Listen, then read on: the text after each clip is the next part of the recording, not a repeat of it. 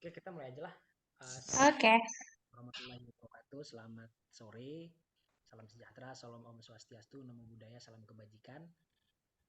Yang saya hormati pemateri yang luar biasa, yang saya hormati moderator yang tidak kalah juga dengan pemateri. Alhamdulillah, harian diskusi menggelar diskusi yang ketiga soal kesehatan.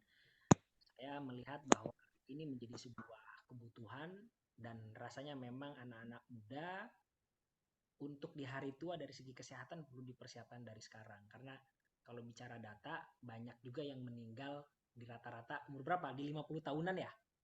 Rata-rata umur orang-orang Indonesia, dan salah satu dampaknya adalah soal kesehatan. Maka ini sebetulnya sebagai kebutuhan saya pribadi untuk lebih mengetahui soal gizi, mengetahui soal bagaimana pola hidup sehat. Namun saya mengajak juga kepada teman-teman yang membutuhkan pengetahuan yang sama untuk bisa bergabung di diskusi ini. Pun bagi yang berhalangan bisa diskusi, ini bisa direcord, bisa diakses melalui kanal YouTube Harian Diskusi. Dan hari ini diskusi spesial karena sebelumnya biasanya dipandu dengan saya, dan hari ini dipandu dengan moderator yang sudah berpengalaman banyak di bidang organisasi, di bidang diskusi, dan di bidang yang lainnya. Dan spesialnya juga pematerinya hari ini praktisi juga di bidang gizi, teman-teman. Kemudian sekarang berprofesi sebagai asisten dosen.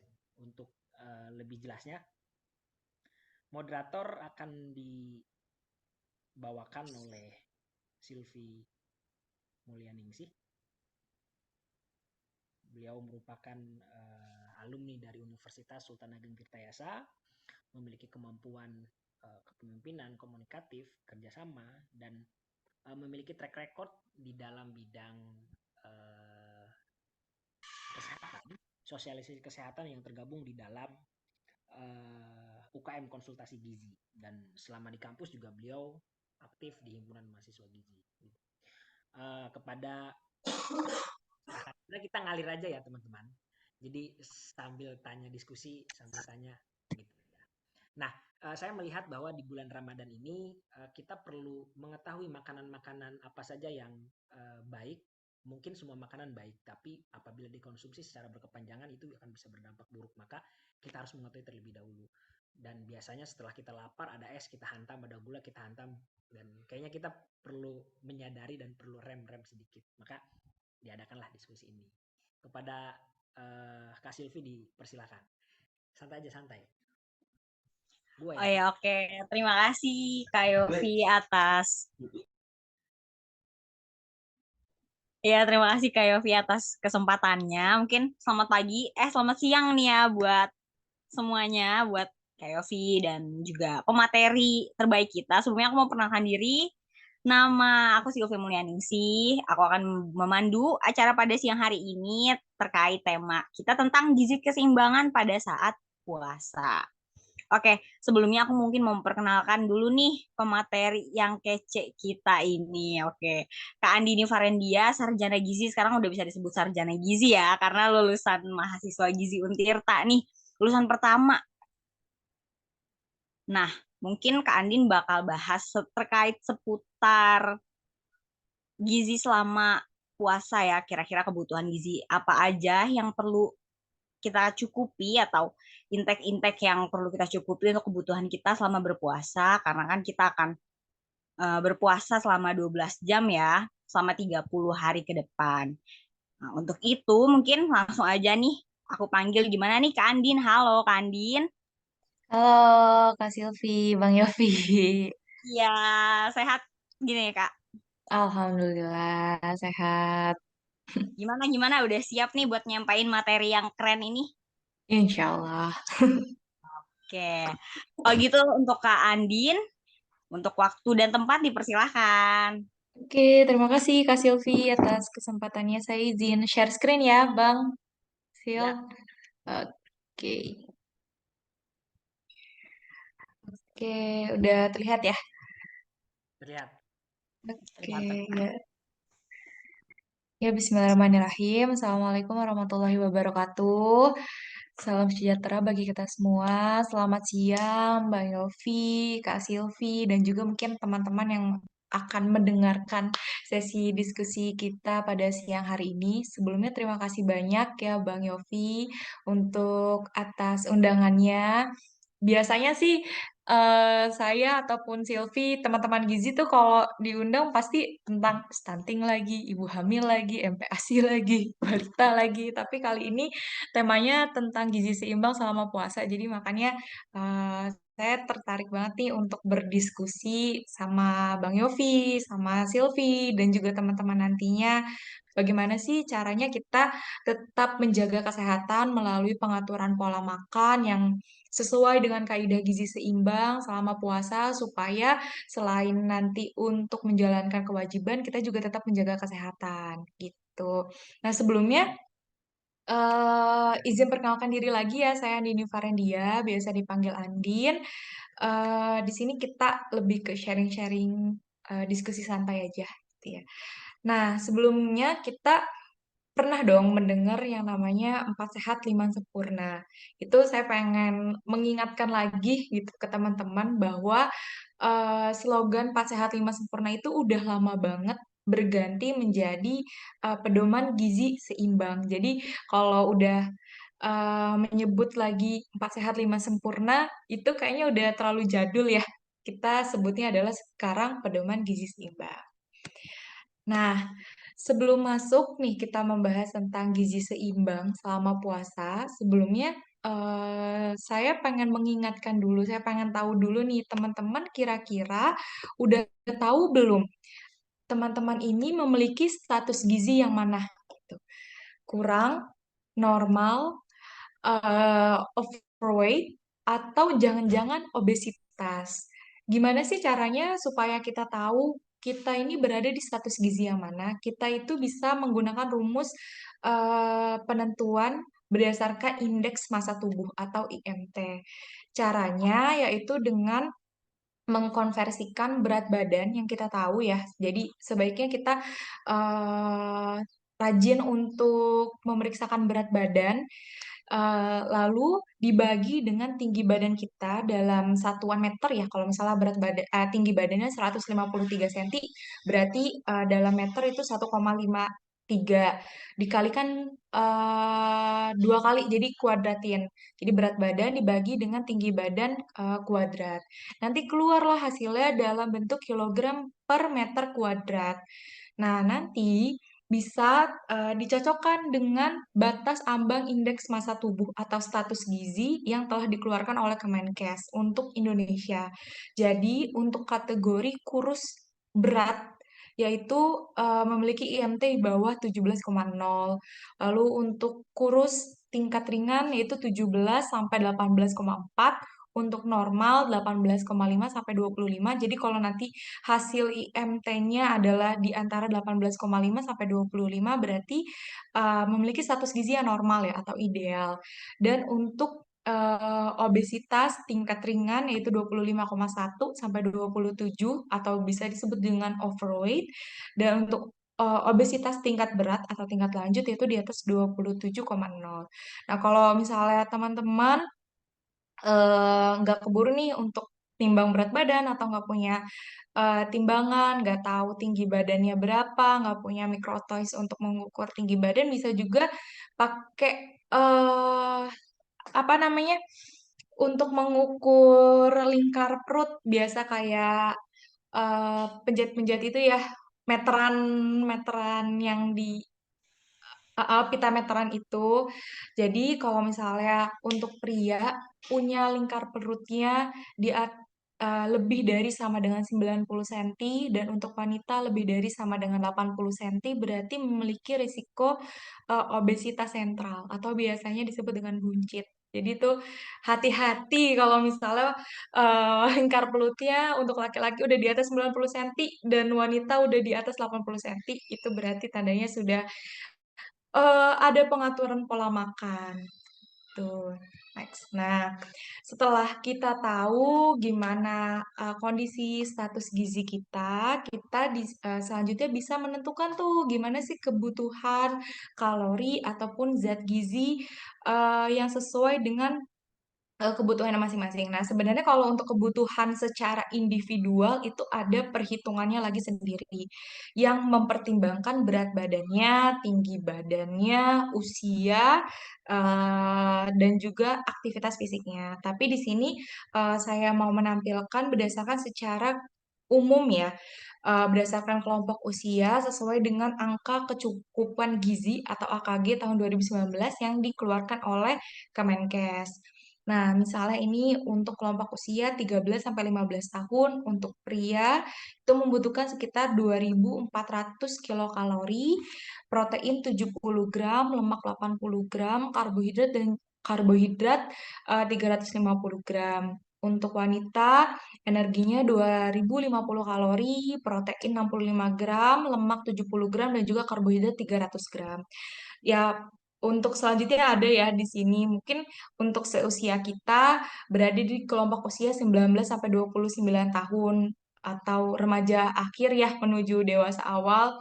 Untuk pria itu sekitar 2.650 kalori, protein 65 gram, lemak 75 gram, karbohidrat 430 gram. Sementara untuk wanita 2.250 kalori, protein 60 gram, lemak 65 gram, dan juga karbohidrat 360 gram.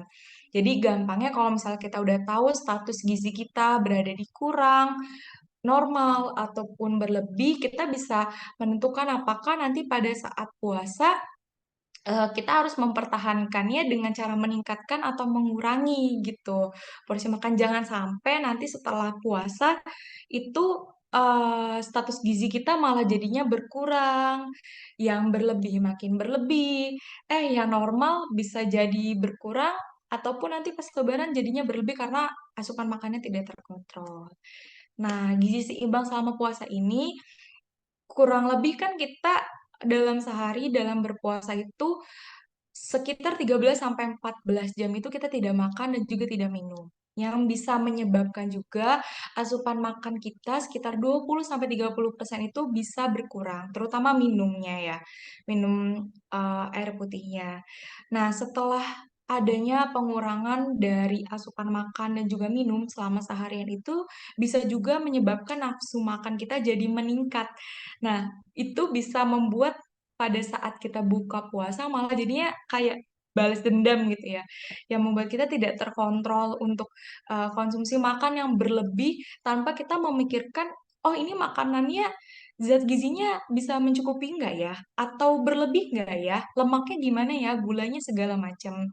Nah, padahal tujuan dari puasa itu selain untuk menjalankan kewajiban, selain untuk meningkatkan keimanan, adalah juga untuk menjaga kesehatan kita, untuk menjaga kesehatan dari organ-organ pencernaan kita. Nah, gimana sih supaya tujuan dari puasa selain untuk menjaga kesehatan dan juga menjalankan kewajiban bisa tercapai? Nah, kita harus mengatur pola makan yang baik sesuai dengan kebutuhan, sesuai dengan yang telah dianjurkan oleh Kemenkes. Bisa juga melalui isi piringku ataupun pedoman gizi seimbang, pedoman tumpeng gizi seimbang itu banyak banget bisa di searching ya. Kemenkes itu udah banyak banget mengeluarkan anjuran-anjuran tentang pedoman gizi seimbang. Nah, ini misalnya ya untuk karbohidrat nih, dalam sehari kita dianjurkan mengkonsumsi sekitar 3 sampai 4 porsi. Satu porsinya itu sekitar 100 gram, 100 sampai 150 gram atau bisa dalam bentuk ukuran rumah tangga yaitu sekitar satu centong nasi atau 1,5 centong nasi gitu, satu cup, satu piring gitu. Terus untuk protein sekitar 2 sampai 3 porsi per hari. 2 sampai 3 porsi itu gimana? Dalam satu porsi itu sekitar satu potong ayam, satu potong ikan dalam ukuran sedang gitu. Terus untuk sayur, sayur dan karbohidrat usahakan porsinya juga sama, sekitar 3 sampai 4 porsi per hari. Misal dalam sehari kita konsumsi dalam sekali makan ya, dalam sekali makan kita konsumsi karbohidratnya itu satu centong nasi. Usahakan sayurnya juga sama, ukurannya satu centong nasi gitu supaya tetap balance antara karbohidrat dan juga serat yang kita konsumsi. Terus untuk buah usahakan juga 2 sampai 3 porsi per hari atau ya minimal 1 kali lah gitu. Seenggaknya kita dalam sehari bisa makan buah. Untuk lemak maksimal adalah 5 sendok makan atau sekitar 67 gram per hari. Karena lemak ini lebih sedikit dan dimaksimalkan karena lemak dalam 1 gramnya itu mengandung 9 kalori. Sedangkan untuk karbohidrat dan juga protein itu mengandung sekitar 4 kalori.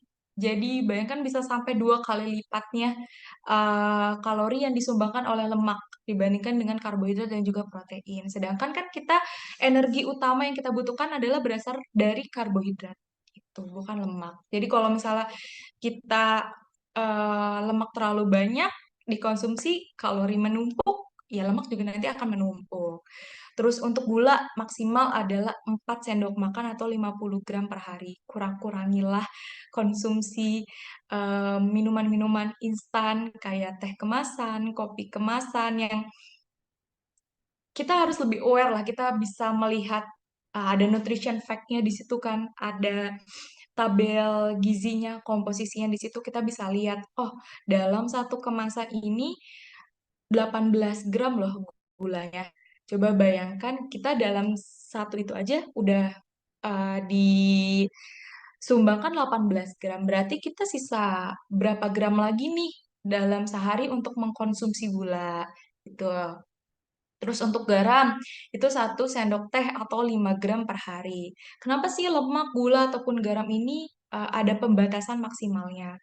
Karena lemak, gula, garam kalau dikonsumsi secara berlebihan, ya segala makanan kalau dikonsumsi secara berlebihan memang tidak baik. Tapi khusus untuk lemak, gula, garam kalau dikonsumsi secara berlebihan dan itu terus-menerus menjadi kebiasaan, menjadi pola makan, nanti akan menumpuk dan resiko untuk penyakit degeneratif atau penyakit tidak menular semakin besar di masa yang akan datang, di masa tua ketika mungkin sekarang kita nggak kerasa ya, kita konsumsi garam yang banyak, lemak banyak, gula yang banyak, kita nggak terlalu berasa.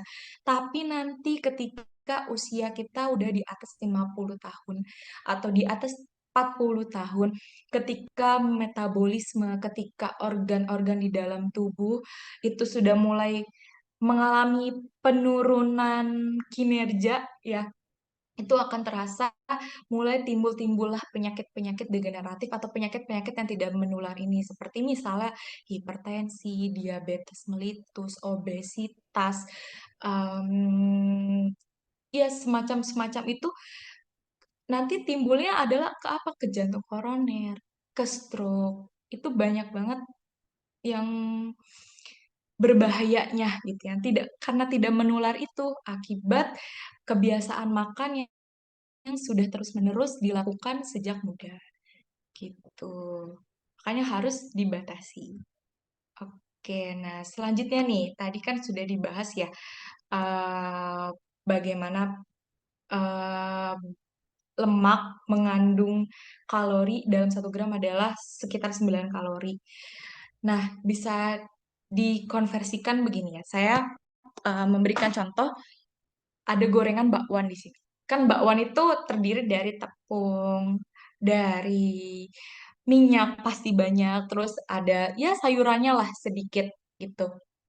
Nah, ketika digramkan, misalnya satu porsi adalah 100 gram, dia itu bisa menyumbang sekitar 228 kilokalori dengan lemak sebesar 19,3 gram. Kita nanti kalau saat berpuasa, pada saat buka puasa pasti banyak banget takjil yang berbau gorengan seperti ini kan. Dan apalagi kalau kita makan gak cukup tuh 1 potong. Pasti kan comot lagi, ih gurih ya enak gitu. Terus nanti comot lagi, belum dari sambal kacangnya loh itu. Saya belum menghitung dari sambal kacangnya seberapa banyak. Misal kita makannya ya 2 potong. 228 dikali 2. Berarti udah sekitar 440-an kalori. Dengan lemak sekitar 40 gram. Tadi kan udah disebutkan juga ya tadi di slide sebelumnya untuk maksimalnya konsumsi lemak itu berapa gram gitu, 75 sampai 60 gram. Kalau misalnya udah makan potongan gorengan segini banyak ya, belum dari lauk-lauk lainnya, belum dari makanan lainnya.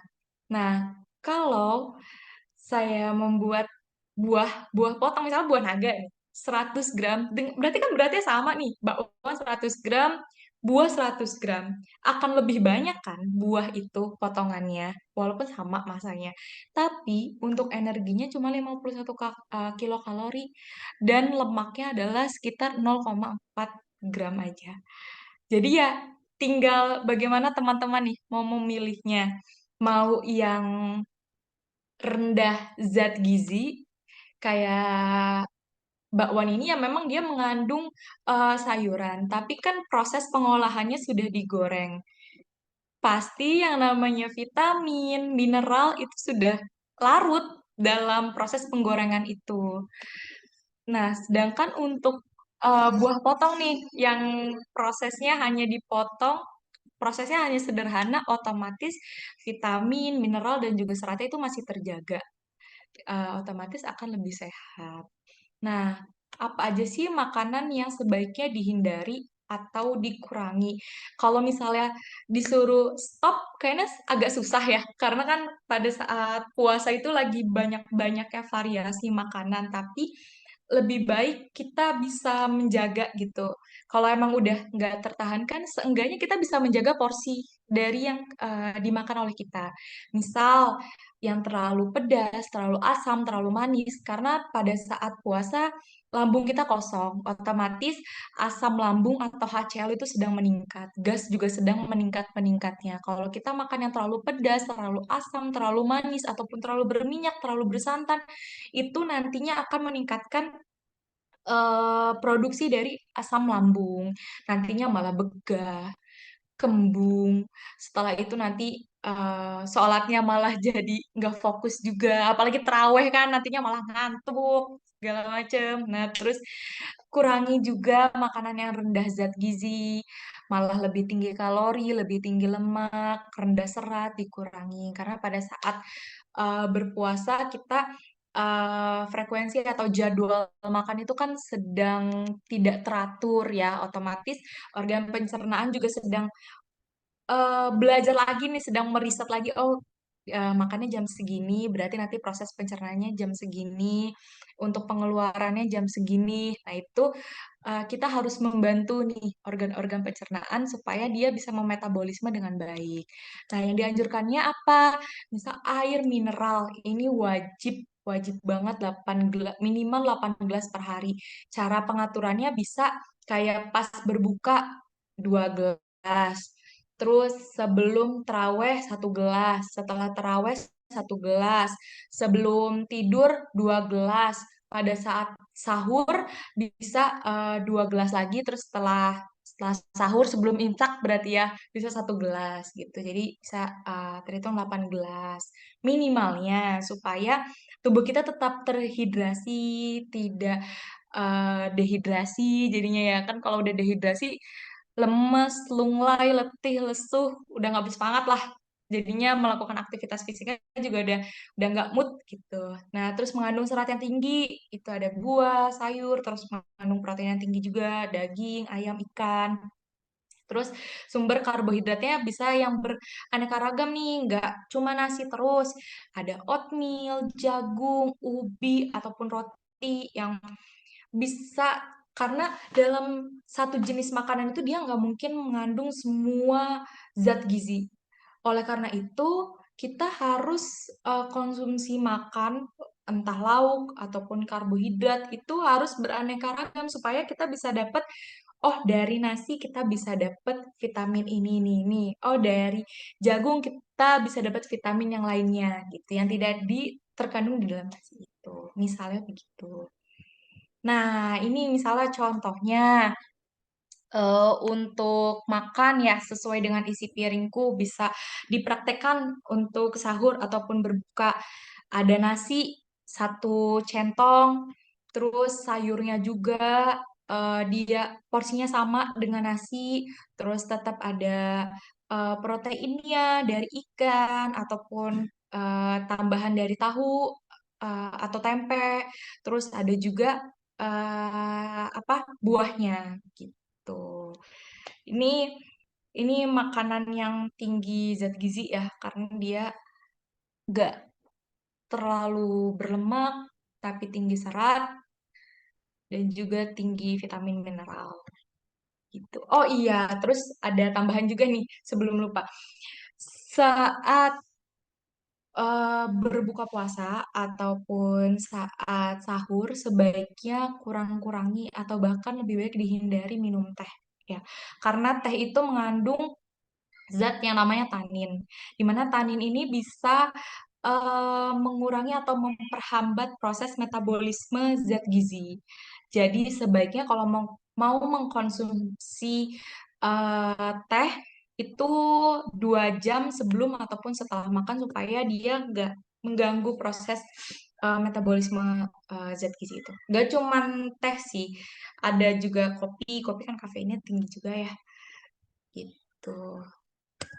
Oke, jadi teman-teman pola makan hari ini adalah investasi kesehatan di masa yang akan datang. Jadi menurut saya bebas hak teman-teman untuk memilih pemilihan makanan ataupun pola makan teman-teman. Tapi perlu diingat pilihan makan teman-teman hari ini juga menentukan kesehatan teman-teman di masa yang akan datang. Oke, gitu aja yang bisa saya sampaikan. Selanjutnya kita diskusi santai aja ya. Saya kembalikan ke Silvi. Terima kasih. Iya, terima kasih Kak Andin atas penyampaian materinya. Gimana? Walaupun singkat tapi berkualitas, sama kayak pas kita lagi berpuasa ya. Walaupun kita mengalami penurunan asupan makan, tapi kita tetap harus bisa memberikan konsumsi yang baik untuk tubuh kita gitu ya, yang berkualitas walaupun sedikit tapi berkualitas, sama kayak materinya tadi ya nggak sih. Gimana nih Bang Yofi, kalau misalnya buka puasa biasanya langsung balas dendamnya pakai apa nih? Iya, benar balas dendam ya. Ya, kalau aku sih langsung makan kayaknya ya, langsung makan nasi, jadi Balas dendam bukanya. langsung makan. Nggak ada appetizer-nya dulu gitu ya. Gak ada prolognya, nggak ada Oh, prolog. nggak ada prolog ya. Cuman bentar lagi Oke. sebenarnya banyak ya pertanyaan dari beriringan, cuman ditumpuk di akhir. Berarti kalau setelah makan kita minum teh tawar anget, itu bisa mengganggu juga. Kadang kan di Iya, warteg tuh minum teh apa? Teh tawar anget, teh tawar anget. iya, benar. Sebaiknya minum air putih. Baiknya Memang minum. seharusnya minum air putih. Justru malah lebih baik minum es jeruk. Es jeruk mengandung vitamin C yang tinggi, tapi diperhatikan juga ya gulanya. Diminta ke abangnya, bang gulanya jangan banyak-banyak, misalnya 1 sendok aja gitu. Nah, sebenarnya dimulai dari awal sih. Perut, kayaknya lingkar perut gue tuh ada deh kayaknya 90 lebih nih kayaknya. Jadi Mm-mm, eh mungkin karena nggak ada aktivitas yang berat, juga tidak ada keringat yang keluar banyak. mm-mm. Jadi dari 60 kilogram ke 6 Hah? terakhir tuh ditimbang 65 dengan tinggi badan Oh, 155 atau 160 lah. Cuman kalau mm-mm, 150 dengan berat badan 65 tadi udah di 28, berarti udah digemuk. Udah digemuk. mm-mm, Gitu. Nah, cuman kalau 160 tinggi badan ada di 65 masih normal sih gitu. mm-mm. Boleh dibuka lagi nggak slide-nya? Boleh. Orang-orang nih harusnya tahu nih materi semua ini.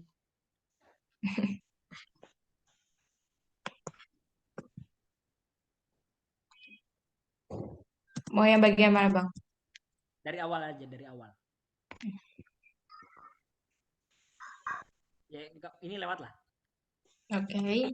Berarti untuk bagaimana agar normal tuh kita menjaga pola makan yang tadi kan berarti sama Mm-mm, olahraga. Nah, kalau kita terbiasa di pagi hari sarapannya gorengan, itu gimana tuh? Sesuai yang tadi dicontohkan Bawan itu.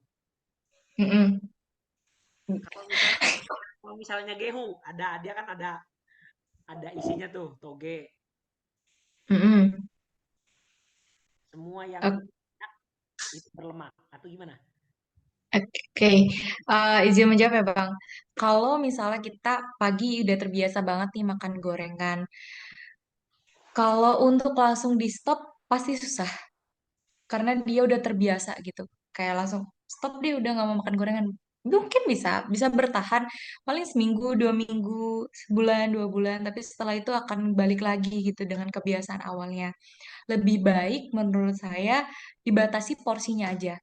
Misal hari ini kamu pagi udah makan gorengan, gitu, udah berapa potong. Sebaiknya siang atau malam jangan makan lagi, gitu. Supaya eh asupan dari lemak ataupun dari tepung, dari karbohidratnya itu bisa tetap terkontrol gitu. Kalau pagi udah makan nasi uduk, udah berminyak, bersantan, plus gorengan lagi, terus tambah lagi kerupuknya kan. Berarti nanti siang usahakan makannya yang harus lebih bergizi, kayak misalnya nasi, terus ayamnya mungkin bisa digoreng, dibakar, ataupun di kuah sayur gitu. Terus harus ada sayurnya, usahakan juga ada buahnya, gitu sih Bang. Atau coba dibiasakan juga selang-seling gitu misalnya. Hari ini pagi ini makan sarapannya nasi uduk sama gorengan. Besok sarapannya berarti buah tuh. Atau enggak roti. Rotinya yang ya roti aja gitu, roti sama pisang gitu misalnya. Ditambah lagi sama blue band sama seres sama selai ya sama aja. Gulanya banyak lagi. Gitu sih, Bang. Sama ini Itu sih. kita kan Mm-mm, kita kan ada di 19 sampai 29 tahun nih. 2.600 mm-mm. itu berarti dari karbohidrat. Yang mana? Yang 2.650 kilokalori Enggak cuma dari karbohidrat. Itu dari protein dan juga lemak. protein dan juga lemak. Iya, Kalau yang L apa? 75 gram lemak-lemak. lemak. Yang Mm-mm. P protein, hmm, KH karbohidrat. karbohidrat. Mm-mm. Jadi kan sekarang itu udah banyak ya aplikasi yang bisa nge-track kita makannya hari ini apa aja, terus kalorinya berapa, lemaknya berapa, karbohidratnya berapa, yang bisa menjadi catatan kita nih, track record kita hari ini makannya sudah sesuai dengan kebutuhan kita apa belum. Nah itu bisa digunakan sebenarnya supaya kita tetap track to the point gitu kan, tetap Jalur ya. sesuai jalannya, sesuai jalannya gitu, supaya tetap terkontrol. Sebenarnya awal-awal tuh ya ya merasa abai ya terhadap terhadap Mm-mm. cuman makin sekarang kok kayaknya perhatikan. Mm-mm. Jangan-jangan setelah umur 30 tahun udah banyak tuh muncul-muncul penyakit. Sama aku mau nanya di luar ini. Kalau orang tua punya gula, itu berpotensi anaknya punya gula atau enggak? Bisa berpotensi, apalagi kalau bapak nurunnya ke anak perempuan, ibu nurunnya ke anak laki-laki. Silangannya gitu. Bahayanya gitu ya. Kita nggak menjaga, kita udah menjaga pola makan dengan baik, tapi kita punya faktor X-nya, punya keturunannya gitu. Apalagi gimana kalau misalnya kita nggak menjaga gitu. Makin-makin bertambah resikonya berarti ya. Jangankan kita nggak punya keturunan, garis keturunan yang punya penyakit degeneratif gitu kayak hipertensi ataupun gula, tapi kita nggak menjaga pola makan ya bisa nambah juga resikonya gitu. Oke, sama mau nanya, karbohidrat tuh sehari tuh 2 Mm-mm. sampai 3. Coba slide selanjutnya. Tadi lihat. Aduh, putus-putus Agak putus-putus kendala guys. sinyal. Ya. Heeh. Iya, Aduh, putus-putus banget nih gue. koneksi gua nggak stabil. Masih? Sorry bang, putus-putus bang. Masih nggak? Putus-putus. Eh, coba lagi bang.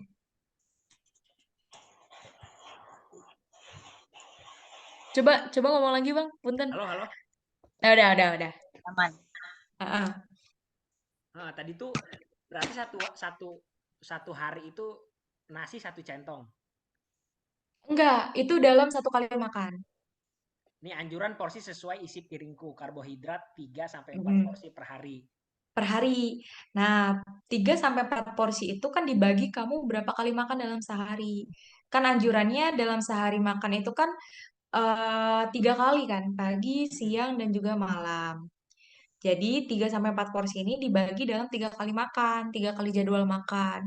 Misal pagi 1 porsi, siang 1 sampai 2 porsi, terus malam 1 porsi lagi gitu. Jadi ini semua dibagi menjadi uh, frekuensi makan kamu gitu. Sama Menja- selingan-selingannya ya Kak ya. Ya, selingannya juga bisa. Iya, iya.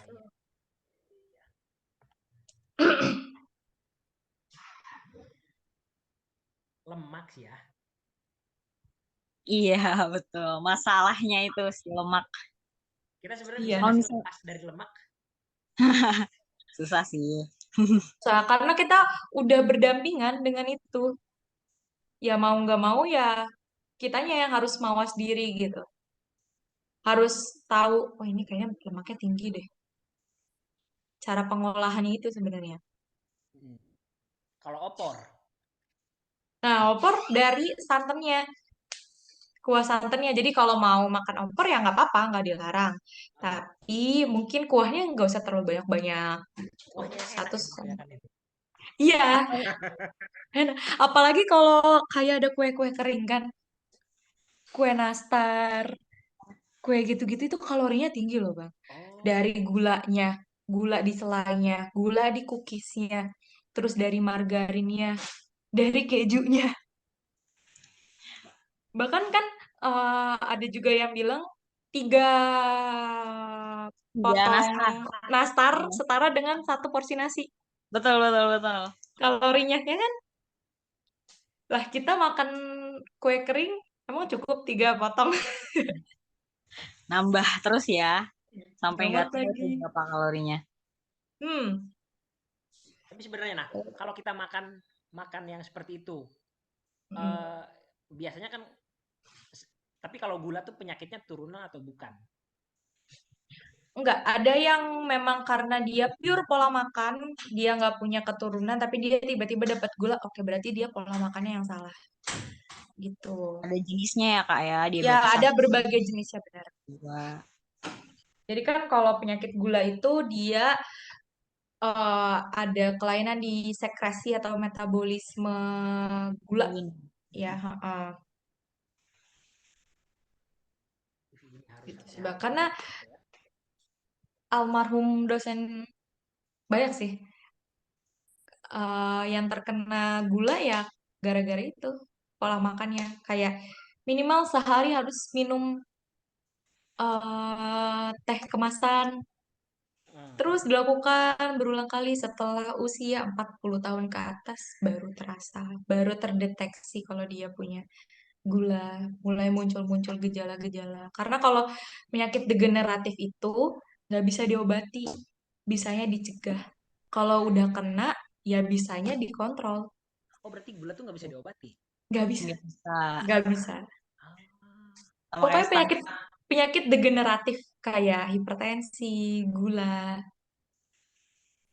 iya, iya, iya, iya, iya, tuh. iya. Jadi dia dia bisanya dikontrol dengan apa? Dengan pola makan. Ataupun kalau sudah parah banget ya harus suntik insulin Mm-mm. gitu. Atau kalau untuk hipertensi ya minumnya amlodipin. Nggak boleh minum, minum obat. Iya. Kita makanannya aja nih ya. Iya, Kayak apalagi misalnya makan. sakit ya tiba-tiba tensinya tinggi padahal aduh nggak ada keturunan hipertensi atau hipertensi ini tiba-tiba tinggi berarti makan makanannya ya kayak Mm. asinnya. Atau bisa juga faktor usia itu tadi. Semakin bertambah usia, organ-organ dalam tubuh kita pasti sudah menuruni kinerjanya gitu. Nah, ya. Sudah mulai menurunkan. Jadi sebenarnya kita belum telat ya, kalau dari Belum, sekarang kita bekerja. belum telat. Kita masih bisa mencegah Hmm. Berarti dengan mengurangi. sebetulnya kita kalau yang udah keturunan, itu dia di dalam dirinya sudah punya gula sebenarnya. Sudah punya faktor X-nya, faktor pembawanya. Faktor pembawa. Tinggal pola makan yang nggak benar pasti sudah ibaratnya tinggal dicolek doang gitu tuh. Hmm. Karena dia udah punya pembawanya. Nah, misal Kar nih, mm-mm, eh, misal kopi, kopi sehari, mm-mm. misal sehari, tapi kadang-kadang seminggu ada 3 kali atau 2 kali kopi. Tapi setelah ngopi itu di eh, minum air putih yang banyak. Itu tuh gimana? Ini gue nih buat ngebasmi gula atau dan lain sebagainya. Kadang aku punya pemikiran, udah kopi dibanyak, aduh gue udah nggak minum manis lagi lah, air putih aja sekarang nih habis ngopi nih. Nah itu gimana tuh? Kadang kalau ngopi selalu dibarengan dengan air putih. Itu gimana? Ya bagus, bagus, tapi gula yang udah tercerna, terkonsumsi ya tetap akan dicerna, tetap akan segitu. Gak bisa Tapi mengurai ya gitu. mungkin Gak bisa. ya jatuhnya ya dari si airnya itu bisa memenuhi kebutuhan air kalau sehari gitu. Hmm. Jadi si organ-organnya setidaknya dia bekerjanya ya bisa sedikit lebih ringan mungkin ya. Kita kita bisa mengetahui tubuh kita masih sehat nggak sih? Misal kalau presentasi dari 100%, dari 1 sampai 100%, misal Tuhan melahirkan kita dalam kondisi badan kita fit 100%, kita mengetahui badan kita ini masih berapa persen sehatnya. Kalau baterai kan di iPhone tuh ada Mm. ah, Baterai health. kesehatan. Battery Nah, health. kesehatan kita ini berapa persen nih? Heeh. Setelah kita bisa mengetahui itu nggak? Bisa, karena tubuh itu pintar kan, dia akan mengeluarkan sinyal-sinyal kalau dia sedang merasa lelah, sedang merasa capek, dia akan mengeluarkan sinyal misalnya ngantuk, pusing, udah mulai tanda-tanda gejala tidak enak di dalam perut, ya itu berarti tandanya tubuhmu butuh istirahat, tubuhmu butuh gizi yang tepat, tubuhmu butuh asupan yang lebih baik gitu. Dan rutin cek kesehatan ya Kak, setiap sebulan sekali. Ya, Cek gula, bisa kontrol. rutin cek kesehatan karena kalau kayak penyakit-penyakit itu kan dia udah punya klaster ciri-cirinya tersendiri gitu. Kalau udah mengeluarkan tanda-tanda itu ya berarti tandanya tubuh kita sedang tidak baik-baik saja Mm-mm. gitu. Lebih baik kalau memang ada waktu ya bisa cek kesehatan gitu. Kayak ke puskesmas, cek gula, cek asam urat, cek apa lagi? Eh, kolesterol, Nah, Kalau tekanan kolesterol itu apa darah. dampaknya? Kalau kolesterol itu dampak yang atau muncul sinyal yang dikeluarkan oleh tubuh. Biasanya pusing, sakit, tegang di tengkuk belakang. Bisa Ngerinya adalah kolesterol dia bisa menyumbat pembuluh darah arteri. Tiba-tiba sakit jantung, tiba-tiba stroke gitu. Itu yang bahayanya, yang tidak terdeteksinya. Tapi yang paling ini adalah pusing, pusing sakit. kayaknya kalau kalau Dari itu kalau itu belum merasakan ya. Cuman yang sejauh ini yang aku rasakan adalah awal-awal tuh makan pedas nggak ada efek apa-apa. Cuman sekarang makan pedas sedikit langsung diare. Nah, itu tandanya organ-organ pencernaan sudah mulai Oh. mengeluarkan sinyal-sinyal saya sudah mulai tidak kuat gitu. Makanya sekarang makan nggak Mm-mm. pakai sambal lagi. Iya, harus menjaga. Kita yang harus tahu. Kita harus yang tahu nih tubuh kita udah sampai mana gitu. Tubuh kita masih kuat apa enggak. Jangan dipaksakan, jangan denial. Kalau tubuh udah mengeluarkan sinyal-sinyal, kita abaikan, oh berarti kamu yang salah gitu. Jangan nunggu sampai parah. Tapi sebenarnya itu bisa balik ke awal lagi nggak sih? Setelah kita jadi setelah makan pedas ya normal lagi gitu, nggak diare lagi. Oh, balik lagi gitu Oh, misalnya normal oh lagi. udah nggak bisa itu. Bisa, balik lagi ke tubuh masing-masing gitu, Bang. Bagaimana tubuh merecovery dirinya gitu. Heeh. Balik lagi gimana tubuh memetabolisme dirinya lagi. Itu balik ke kemampuan. bukan organnya ya Ya, masing-masing. kemampuan organnya masing-masing. Ada yang bisa balik lagi, ada yang oh ternyata dia nggak bisa. Kalau mau tahu kita bisa balik lagi apa enggak ya dicoba-coba terus Iya, gitu. iya, iya. Tapi perlahan, tetap terkontrol. Jangan langsung banyak. Kalau masuk ke ring jantung, Mm-mm. nah jadi aku punya dosen, bukan dosen ya, semacam mentor dulu di kampung Inggris dia, Mm-mm. dan dia disuruh dipasang ring. Termasuk saudaraku yang kemarin meninggal juga disuruh dipasang ring, cuman dia nggak mau. Mm. Itu apakah itu ada dampak dari makanan atau pola perilaku? Bisa berdampak karena makanan atau bisa juga memang dia ada kelainan, Bang. Kelainan dari tubuhnya itu gitu. Kan itu kalau pemasangan ring berarti ada penyempitan ya dari pembuluh darah. Nah, penyempitannya itu bisa karena memang bawaannya dia, ada penyakitnya dia seperti itu, atau karena ada penyempitan yang disebabkan oleh plak-plak kolesterol ataupun lemak. Itu. Ya, makanya dipasang ring. Jadi biar si jalan pembuluh darahnya itu terbuka lagi gitu. Oh, dari lemak. Bisa Ya. juga Jadi gitu. jantung dari lemak. Iya, lemak di metabolisme menjadi kalau yang tidak termetabolisme menjadi kolesterol, kolesterol yang menumpuk nantinya menumpuk di jalur pembuluh darah. Kalau udah menumpuk ya sel-sel darah merah tidak bisa berjalan sebagaimana mestinya. Kalau udah menumpuk-menumpuk terus ya pembuluh darahnya tersumbat. Tersumbat ya bisa jantung koroner, bisa stroke,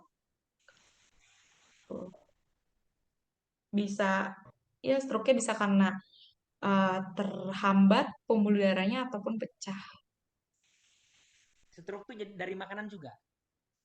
Bisa dari makanan juga. Oh, Malah banyak yang dari makanan sih. Karena itu tadi kalau udah terhambat pembuluh darahnya krusial ya. Kalau nggak ke otak, ke jantung. Kalau ke otak jadinya stroke. hmm. Itu. Si sel-sel darah merah yang membawa oksigen ke otak jadi terhambat. Otaknya kekurangan oksigen. Ya jadinya menyebabkan sel-sel otak ada yang mati. Tuh, jatuhnya ke stroke. Hmm. Gitu. Tadi aplikasi apa yang konversi makanan per hari itu? Yang mana ini? Ah, yang bisa dicek, kita bisa mengecek tuh. Oh, yang bisa mengecek itu bisa lewat aplikasi. Ini nggak apa-apa disebut di sini. Mereknya. Aplikasinya swasta, aplikasi pemerintah. Kayaknya sih swasta. Banyak kok, banyak di search aja. Contoh aplikasi untuk track makanan. Tuh, kita bisa dicatat makanannya hari ini udah sesuai dengan kebutuhan apa tidak. Tapi kalau memang mau sangat detail, ya bisa datang ke ahli gizi. Heeh.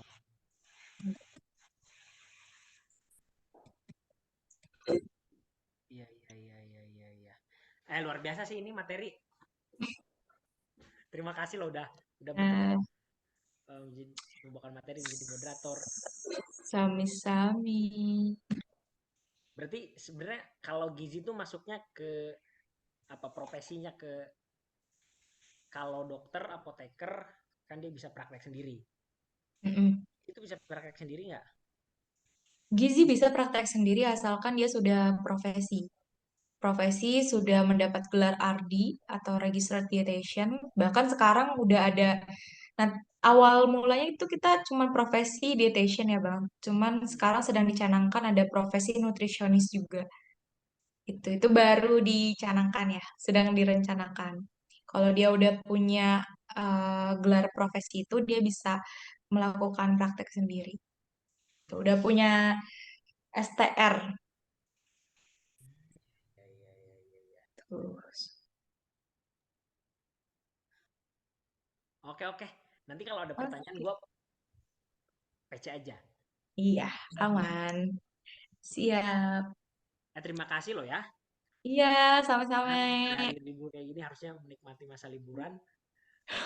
Aduh. Setiap hari liburan ya kita. Eh, Eh, oke. paling itu sih kayaknya. dari gue terima kasih banyak. Mungkin dari Andin atau dari moderator ada Sama-sama. yang mau ucapin. Makasih juga Bang. Ya, makasih juga Bang udah diundang untuk saling sharing di sini. Bisa nambah ilmu bukan untuk teman-teman yang mendengarkan, tapi kita juga kan jadinya saling sharing gitu. Ah. Iya, Saling makasih berdiskusi. lagi ya. Ya, Sama yang kedua, gue saling mohon maaf mengenal. kalau ada apa kata-kata yang kurang enak atau pelayanan yang tidak berkenan. Sama yang terakhir, jangan kapok kalau di waktu berikutnya gue minta tolong untuk memberikan sebuah materi lagi. Ya dong. Oke, paling itu kayaknya kalau dari aku cukup. Mungkin dari Andin ada yang mau disampaikan, Siap. closing statement, atau dari Silvi. Dari aku mungkin cukup ya. Kita harus menjaga asupan gizi benar supaya puasa Ramadan lancar. Amin. Semoga sehat-sehat terus. Andin ada yang mau disampaikan nggak? Ya, mungkin udah cukup. Terima kasih atas kesempatan yang telah diberikan. Mohon maaf kalau mungkin masih banyak salah ataupun kurangnya. Kita saling sharing di sini. Semoga teman-teman bisa terus menjaga kesehatan selama bulan Ramadan nanti melalui pengaturan pola makan gizi seimbang yang tepat. Jangan sampai setelah Ramadan, setelah Lebaran, berat badannya malah meningkat drastis. Ataupun yang kurang malah jadi berkurang. Nah, iya benar-benar. Tetap dipertahankan. Jadi Lebaran ya. Iya, jadi jangan sampai yang besar tambah besar, yang kurus tambah kurus, mm, ataupun yang sudah normal malah jadi berubah nih, bergeser ke kanan atau ke kiri mm. status gizinya. Aku pernah merasakan itu. Jadi setelah Lebaran tuh naik berapa kilo. Jadi pas puasa tuh turun berapa kilo gitu, sekilo. Mm, Nah, setelah Lebaran lebih dari sekilo naiknya gitu. balas dendam. Sama Ya, satu, pernah sakit juga katanya kebanyakan makan daging katanya pas Lebaran. iya itulah karena tidak terkontrol Iya, iya, iya, iya. supannya. Oke lah, terima kasih banyak. Mungkin eh, apa tadi kan dibuka oleh moderator cuman sambutan. Jadi kalau ada semacam penutupan nggak atau nggak perlu? Ya, Oke, gimana sih? terima kasih aja sih. Mohon maaf kalau ada salah kata atau kekurangan. Semoga materi yang disampaikan tadi bisa dipraktekkan dengan baik. Aku kembalikan lagi ke Bang Yofi. Oke, terima kasih. Gue belum bisa memberikan, paling nanti sertifikat gue menyusul. Semoga diskusi ini berjalan dengan apa ada selalu dalam ridho Tuhan. Yang kedua, ini bisa bermanfaat dan bisa diakses oleh masyarakat banyak. Dan kebaikan-kebaikan teman-teman yang sudah berkenan meluangkan waktunya juga memberikan sebuah wawasannya bisa dibalas oleh Tuhan yang Maha Kuasa. Itu aja dari gua. Semoga harian diskusi bisa konsisten terus membahas topik-topik apapun itu dan selalu bisa menjadi sarana rujukan bagi orang-orang yang membutuhkan ilmu, wawasan dan pengetahuan. Itu aja. Sekali lagi gue mau ucapkan terima kasih banyak. Mohon maaf dan jangan kapok. Oke? Makasih. Assalamualaikum. Waalaikumsalam. Makasih Ya, Silvi. Iya, makasih Bang. makasih Dadah, banyak dadah. Bang. Makasih Sil. See you. Assalamualaikum. See you. Izin live ya. Ya. Nah.